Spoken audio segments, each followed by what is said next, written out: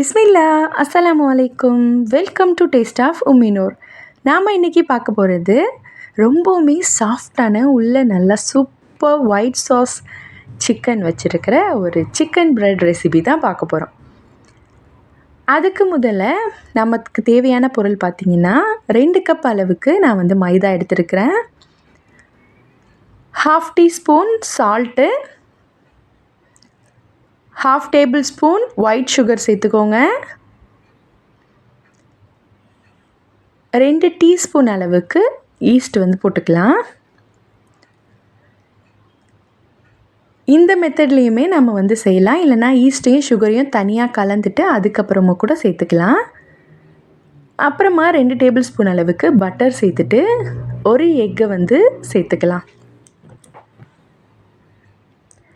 நம்ம தண்ணியில் கலந்துட்டு அதுக்கப்புறமா இதில் சேர்க்குறதும் டைரெக்டாக நம்ம சேர்க்குறதுனால எந்த விதமான டேஸ்ட்டுமே நமக்கு டிஃப்ரென்ஸ் ஆகாது. இதுவும் சூப்பராக இருக்கும், அதுவும் சூப்பராக இருக்கும். உங்களுக்கு டைம் இருந்துச்சுன்னா தண்ணியில் ஈஸ்ட்டையும் சுகரையும் சேர்த்து நல்லா மிக்ஸ் பண்ணிவிட்டு கொஞ்சம் நேரம் வச்சுட்டு அதுக்கப்புறம் கூட மாவோடு சேர்த்து நீங்கள் மிக்ஸ் பண்ணிக்கலாம்.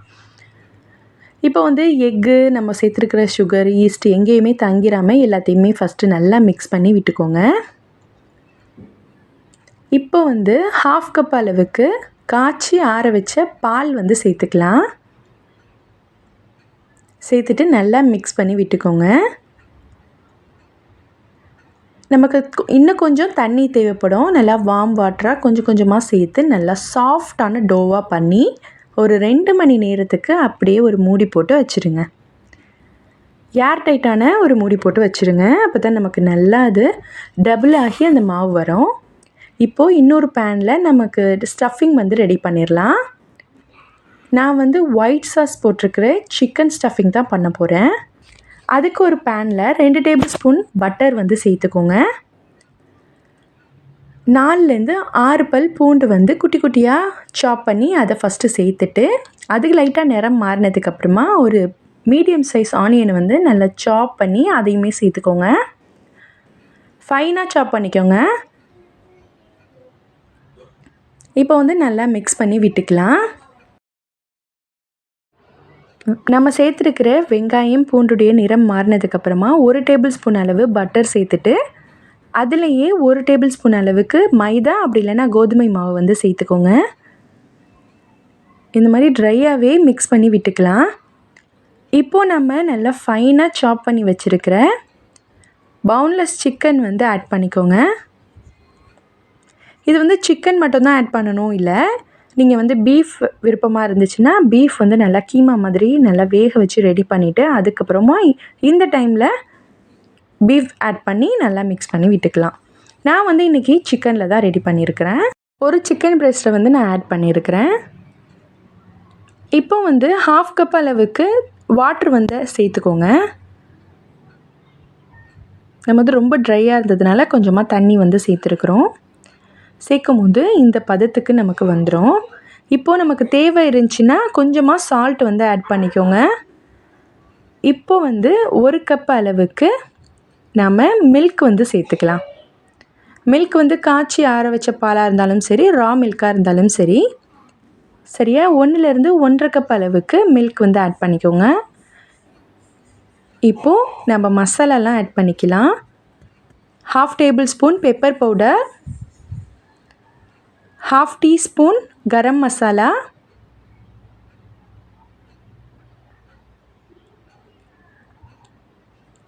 கட்டி இல்லாமல் நல்லா மிக்ஸ் பண்ணி விட்டுக்கோங்க. நான் இப்போது ஒரு 1/2 டீஸ்பூன் அளவுக்கு பேப்ரிக்கா பவுடர் ஆட் பண்ணியிருக்கிறேன். இது ஆப்ஷனல் தான், தேவைப்பட்டால் ஆட் பண்ணிக்கோங்க.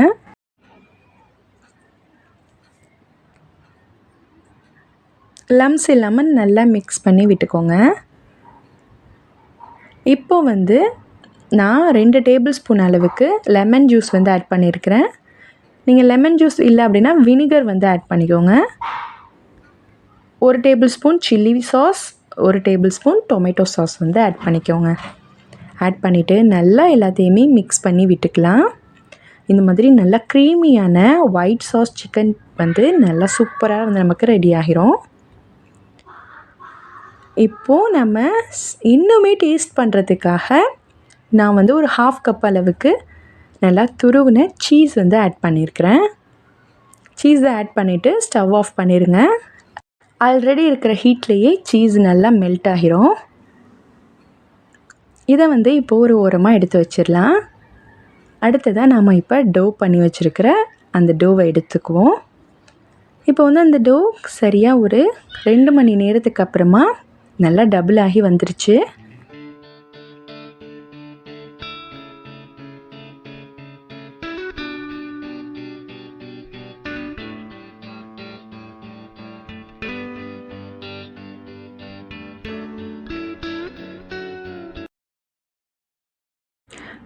டோவை வந்து வெளியில் எடுத்துட்டோம்.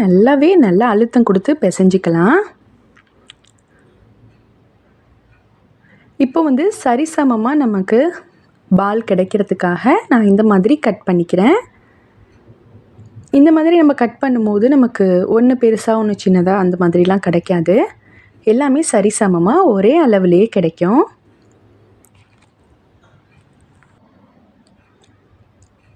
இப்போது ஒவ்வொரு இதையும் எடுத்து நம்ம ரவுண்ட் பண்ணி அதை தனியாக எடுத்து வச்சுக்கலாம்.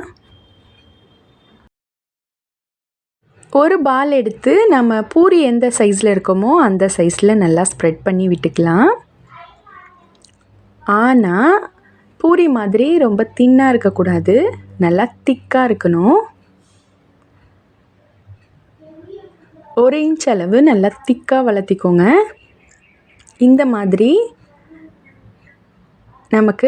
நம்ம வந்து சுருட்டி எடுத்துக்கலாம். ஒரு பன் ஷேப்பில் ரெடி பண்ணிக்கோங்க. பேக் சைடில் உள்ளதை லைட்டாக உள்ளக்க புஷ் பண்ணி விட்டுக்கலாம்.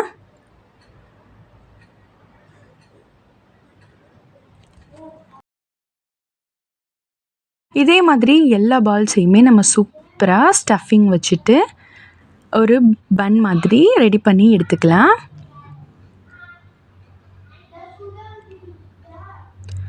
இப்போ ஒரு எக்கை ஒரு பவுலில் உடச்சி ஊற்றிட்டு நல்லா மிக்ஸ் பண்ணி விட்டுக்கோங்க.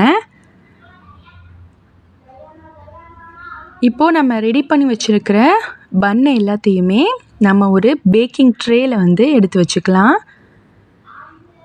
உங்களுக்கு பேக் பண்ணியும் இதை எடுத்துக்கலாம். அப்படி இல்லைன்னா நீங்கள் ஸ்டவ்வில் வந்து சால்ட் கோட்டிங் கொடுத்துருக்குற ஒரு குக்கரை வச்சுட்டு நல்லா ப்ரீஹீட் பண்ணிவிட்டு அதுக்கு மேலே ஒரு ட்ரேயில் கூட இதை எடுத்து வச்சுக்கலாம். அதில் வந்து ஒரு 3/4 மணி நேரத்துக்கு 30லேருந்து ஒரு 45 நிமிஷத்துக்கு நீங்கள் ஸ்டவ்வில் வைக்கிறதா இருந்தால் எடுத்துக்கலாம். அந்த மாதிரி அந்த ஸ்டவ்வில் வந்து டைம் கொஞ்சம் ஜாஸ்தியாகும்.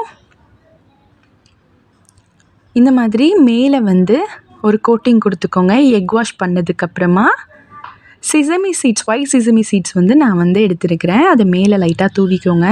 இந்த பர்கர் பன்லாம் இருக்கிற மாதிரி பேக் ஆனதுக்கப்புறமா சூப்பராக இருக்கும். ஏற்கனவே 10 மினிட்ஸ் ப்ரீஹீட் பண்ணி வச்சுருக்கிற அவனில் நம்ம இதை உள்ளக்க செட் பண்ணிவிட்டு 180 டிகிரி செல்சியஸில் 30 to 35 மினிட்ஸ் வந்து நம்ம பேக் பண்ணி எடுத்துக்கலாம். ஒவ்வொரு அவனை பொறுத்து நம்ம பேக்கிங் டைம் வந்து டிஃபர் ஆகும்.